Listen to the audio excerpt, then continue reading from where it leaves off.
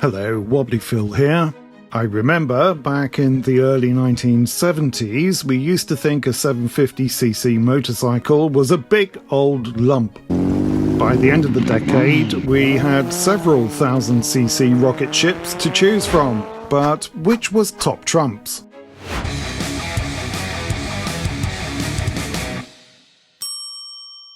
I've chosen 3 bikes to apply my top trumps methodology to, but first a word about the ones I've left out.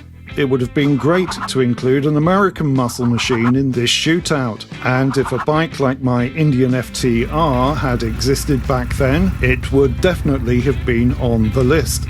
But the Harley Davidson XLCR 1000cc V-twin, launched in 1977, could, by comparison with the Japanese machines, barely pull the skin off a rice pudding. I don't recall many folk in Blighty back then who were into Harleys. Well, not in the shabby seaside town on the south coast of England, where I grew up at any rate. I've also discounted short-run or borderline experimental 1000cc machines like the Healey Square 4 and the Hesketh, along with anything else that's not really a sportster or roadster, such as the Honda Goldwing, and anything that exceeded 1000cc's like the Yamaha XS1100. Oh, and I've left BMW's R100 series out because, well, I wasn't a dentist back in the 1970s, and I'm still not a dentist. Lastly, you may be wondering why the Laverda Jota isn't here either. That's because I didn't have enough space to include it on the graphics. But I have made an entire video about the Jota. The link to that is in the description. Which leaves me with 3 contenders: the Honda CBX, the Kawasaki Z1000, and the Suzuki GS1000. All 3 machines in fact had a capacity a little over 1000cc's. As usual, I'll give each machine a point for winning in 5 categories: number of years produced, top speed, horsepower, weight and price. Then, as some kind of measure of desirability, reliability and longevity, I'll multiply their scores by the number still left on the UK roads, using the excellent How Many Left website. At the end of all that, I'll multiply the score again by the amount in Great British pounds that the most expensive standard machine of each type is currently going for on eBay. Got it? Good. Here we go, round 1. Number of years produced: Honda CBX 1000, 4 years. Kawasaki Z1000, 7 years. Suzuki GS1000, 2 years. So, a win for the Kawasaki, and that's not even including the police model ridden by Eric Estrada in chips, which was in production right up until 2005. Top speed. Definitive top speed stats are notoriously tricky to find. I've gone with the manufacturer's numbers, or the numbers that come up most frequently if no maker's specs are available. Honda CBX 1000, 135 mph. Kawasaki Z1000, 132 mph.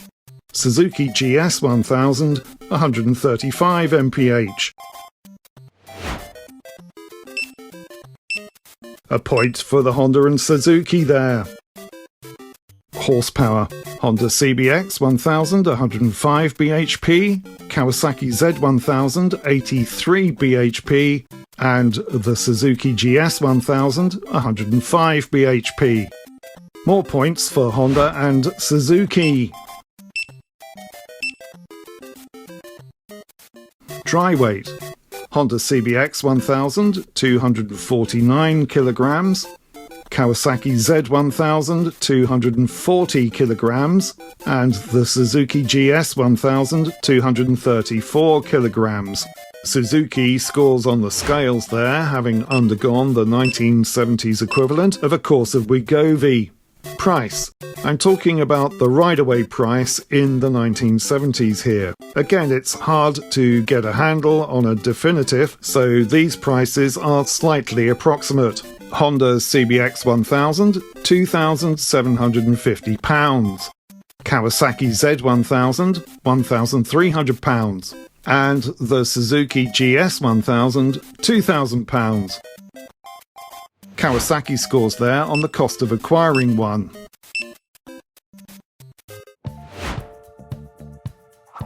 Next up, which of these Japanese classics has stood the test of time?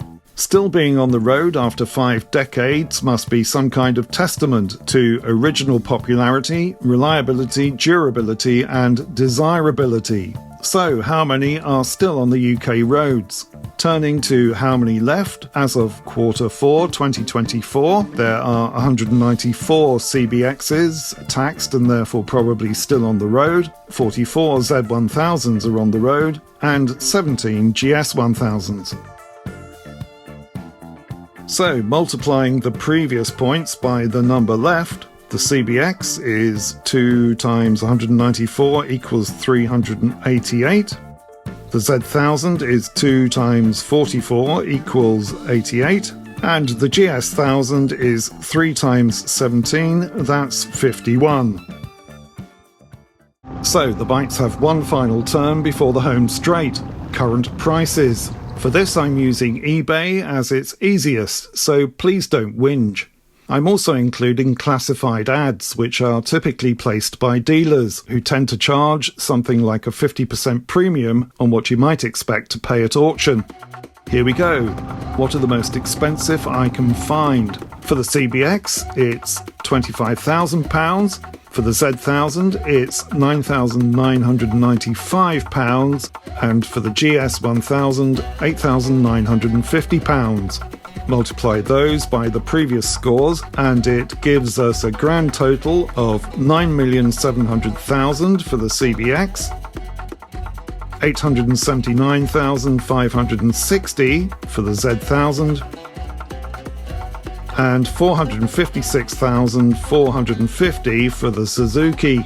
I'll divide by 1,000,000 so I can fit those figures on the screen, giving us final scores of 9.7 for the CBX, 0.87 for the Z1000, and 0.45 for the GS1000. So, the winner by a country mile is the 6-cylinder Honda CBX. Personally speaking, I've always wanted to own a CBX, but at those kind of prices, I somehow think that day will never come. The Z1000 never really appealed to me, but I feel a bit sorry for the Suzuki. I've always been Suzuki curious, whilst never having gotten around to owning one. So maybe, just maybe,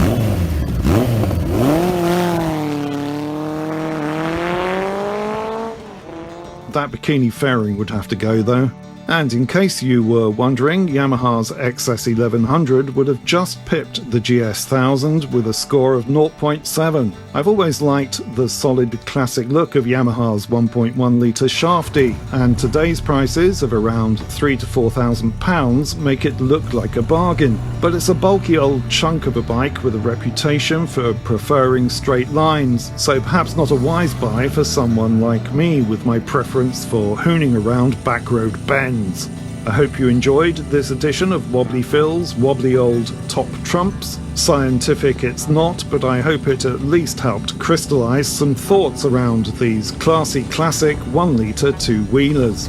Meanwhile, please consider liking, subscribing, commenting and sharing to let YouTube know we're doing something right here at 3 Phils.